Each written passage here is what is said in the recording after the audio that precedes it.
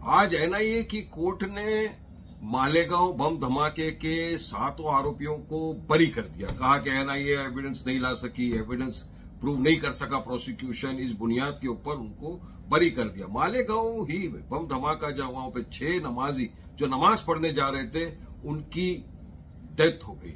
100 से ज्यादा लोग इंजर्ड हो गए हैं वहां पर।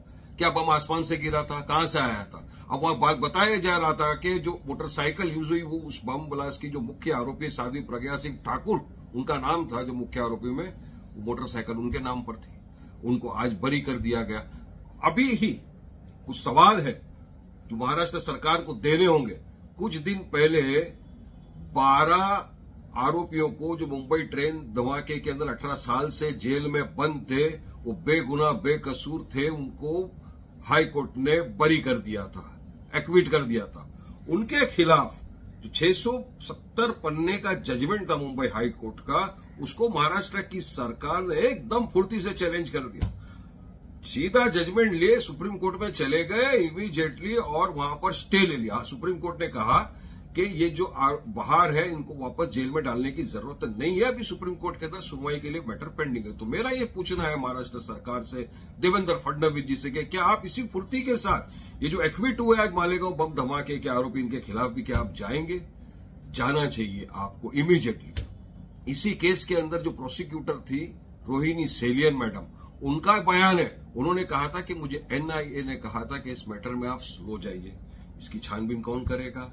इसी केस के अंदर जो एटीएस के चीफ थे हेमंत करकरे उस वक्त के, जिनको 26/11 के समय आतंकवादियों ने मार दिया, जो शहीद हो गए थे, उनके बारे में साध्वी प्रज्ञा ने कहा था कि मेरा श्राप लगा उनको, मैंने श्राप दिया हेमंत करकरे जी को। हमारे बहादुर सिपाही हेमंत करकरे का अपमान किया गया था उस वक्त। तो ये सब चीजें सरकार को देखेंगे? नहीं देखेंगे सरकार इस बात को भी। अब अकाउंटेबिलिटी किस पे फिक्स करेंगे? ये जो 6 लोगों की जानें चले गई, 100 से ज्यादा लोग इंजर्ड हो चुके, ये कहां से है? ये क्या जमीन से बम निकला था, आसमान से बम गिरा था? इसकी पूरी जांच पड़ताल होनी चाहिए, इंक्वायरी होनी चाहिए। महाराष्ट्र सरकार को इमीडिएटली अपील फाइल करना चाहिए और इनको फिर से सलाखों के पीछे डालना चाहिए।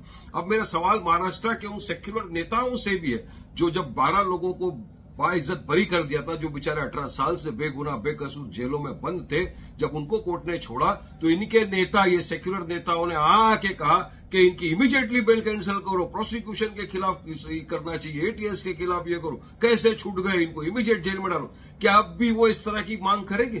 क्या एटीएस के खिलाफ, क्या एनआईए के खिलाफ जांच हो इसकी मांग करेंगे? नहीं करेंगे। हम तो कर रहे हैं, इनका भी फर्ज बनता है करें ना। अब देखना पड़ेगा सेक्युलरिज्म का बेनकाब कैसा बेनकाब होता है सबके सामने चेहरा। तो हम तो यही चाहेंगे कि जो एक्विटल हुआ है इसके खिलाफ महाराष्ट्र की सरकार फौरी तौर से अपील फाइल करे और इनके खिलाफ सख्त कार्रवाई की जाए, ताकि ये जो बाहर है किस बुनियाद पे है ये सबको पता होना चाहिए, अकाउंटेबिलिटी फिक्स होना चाहिए। ये हमारी अभी फिलहाल सरकार से मांग है।